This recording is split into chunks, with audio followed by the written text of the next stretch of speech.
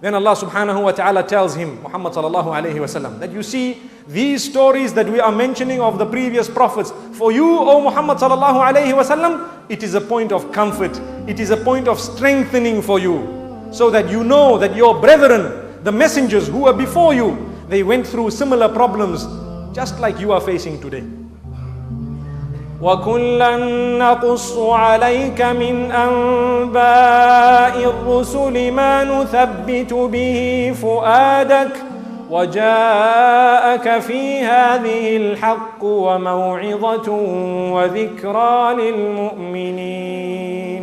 Allah says, every time we have mentioned the stories of those before you, O Muhammad sallallahu alayhi wasallam, it is there so that your heart can be strengthened as a point of comfort for you, knowing that those before you have also been through similar to what you are going through. May Allah subhanahu wa ta'ala, in the same way that He has granted a lesson for Muhammad sallallahu alayhi wasallam and a point of comfort, may He give us also lessons by reading the stories of the past nations, seeing what they were involved in and they were destroyed. You know, if petrol mixed with firewood makes a huge flame, or it made a huge flame last year, do we think that 10 years down the line, the one who mixes that petrol with the same firewood will not get a huge flame? That is being absurd. So if two things put together resulted in a huge inferno, the same two things put together 100 years later will result in the same inferno. The same applies. If deeds of the previous nations resulted in their destruction, do you think if we engage in the same deeds, it will not result in our destruction? Allahu Akbar. Think about that example. Then Allah subhanahu wa ta'ala commences one of the most beautiful surahs in the world, or in the Quran, one of the most beautiful surahs that have ever been mentioned on this globe or in creation. نَحْنُ نَقُصُّ عَلَيْكَ أَحْسَنَ الْقَصَصِ. We are now relating to you the best of stories. Why the best of stories? Let me tell you, we don't have as much time as one would have liked to go through the details of the lessons we learn from Surah Yusuf, but we will go through a few. Why? Because almost everyone's life is directly or indirectly affected by Surah Yusuf. Let's start drawing examples. Allah subhanahu wa ta'ala starts off with a dream and He ends with the interpretation of that dream. And in the middle, there is another dream that is mentioned and its interpretation is also there.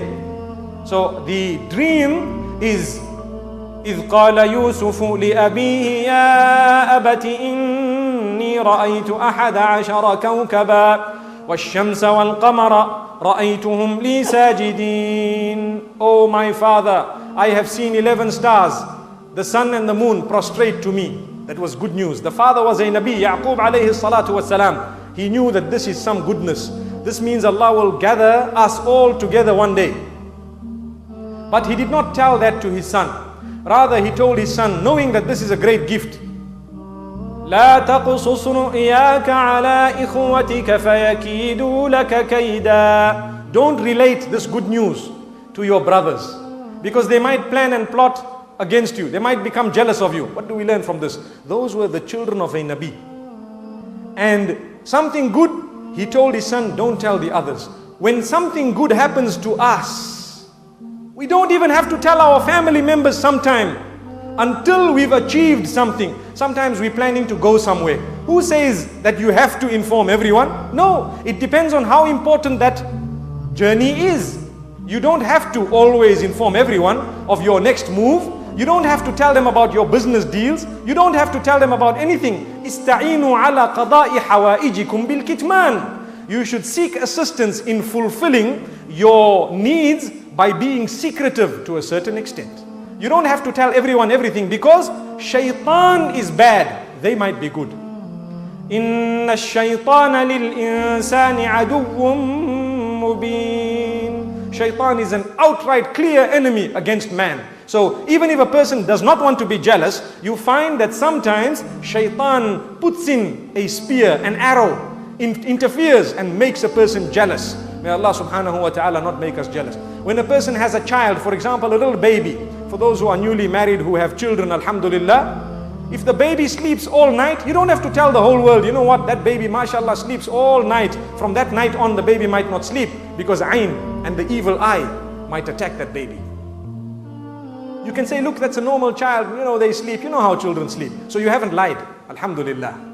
At the same time, when something good happens, you don't have to tell everyone. And if you tell them, make sure they say MashaAllah in front of you. Don't be shy to say MashaAllah. Let them say it. So what? Alhamdulillah. We will save ourselves. In fact, even in the surah, we will see how Yaqub alayhi salatu wasalam was worried about the evil eye befalling the fact that he had children, huge, beautiful, handsome children, all walking together, united. He didn't want people to see that. So when they were entering Egypt later on, he told them enter separately. Why? So that people can't affect you with the evil eye. Allahu Akbar. The evil eye is true. The hadith says, Al-aynu haqqun. It is true, it can affect a person. May Allah subhanahu wa ta'ala protect us. But remember one thing, not every sickness that you have is the evil eye. Sometimes everything we have, people say, someone did magic on me, man.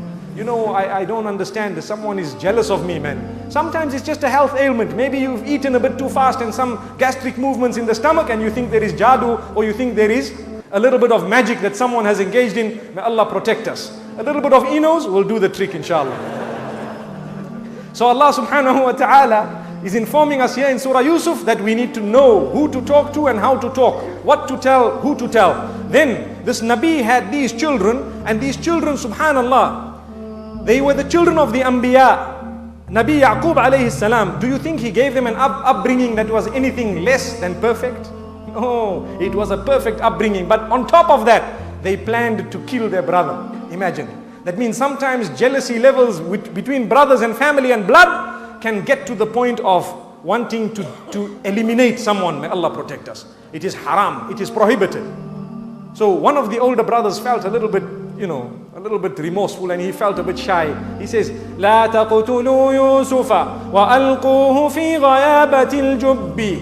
Don't kill him. Throw him into a pit, and someone will pick him up and maybe they'll take him to a far off land. So what they did is they hatched a plan. They went to their father. They told their father that ما لك لا تأمنا على يوسف وإنا له لناصحون أرسله معنا غدا يرتع ويلعب وإنا له لحافظون. What's wrong with you?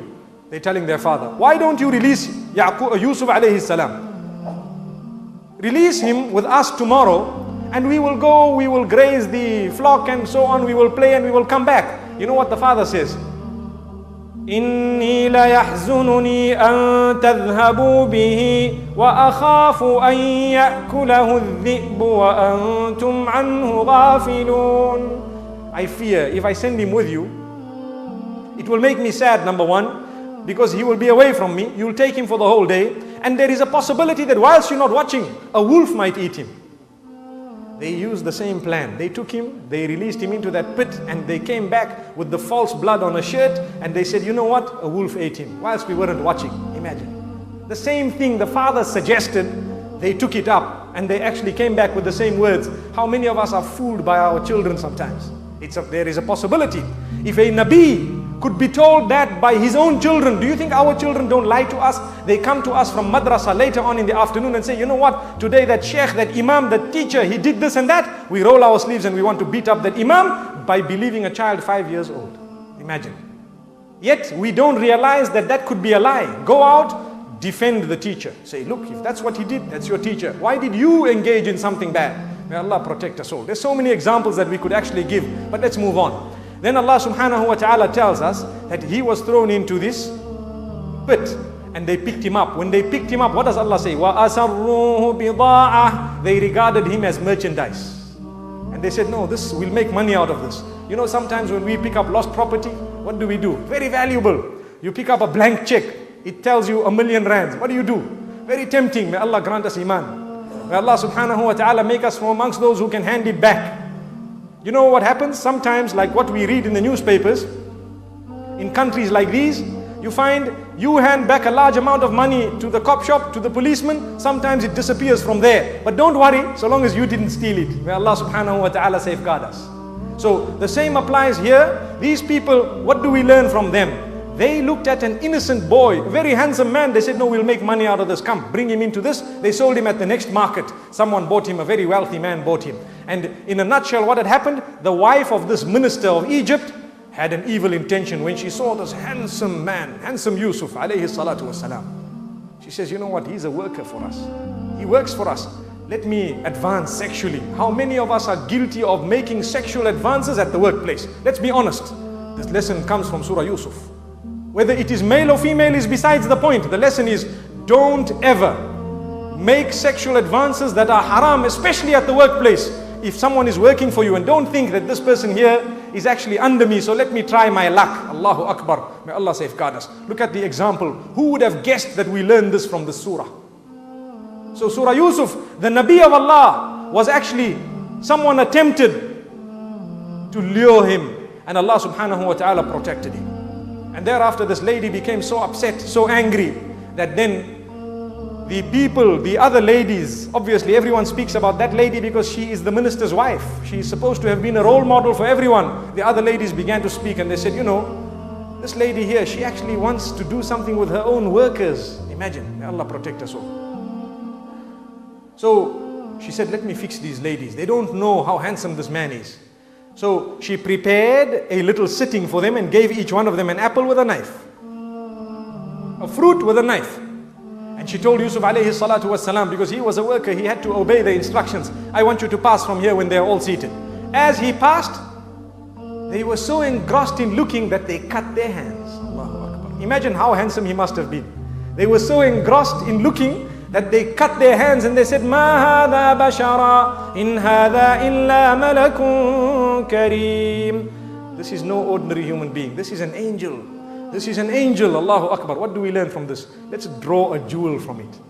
We learn from it that whenever our eyes and our gaze is not controlled and we happen to look at the opposite sex more than what we are allowed, in that case it will result in destruction of one way or another.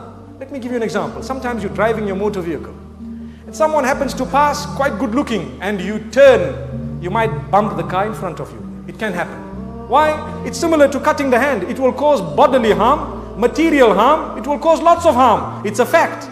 Sometimes if you engage in an act, you might end up with a huge disease. May Allah subhanahu wa ta'ala safeguard us. So this is a lesson to say, anyone who wants to follow that path, there is destruction coming your way. Do you know that we are taught by Rasulullah sallallahu alayhi wasallam that when you have wealth, a salary at the end of the month or wealth, and there is no barakah in it, no barakah at all, ask yourself, you're probably engaged in a sin.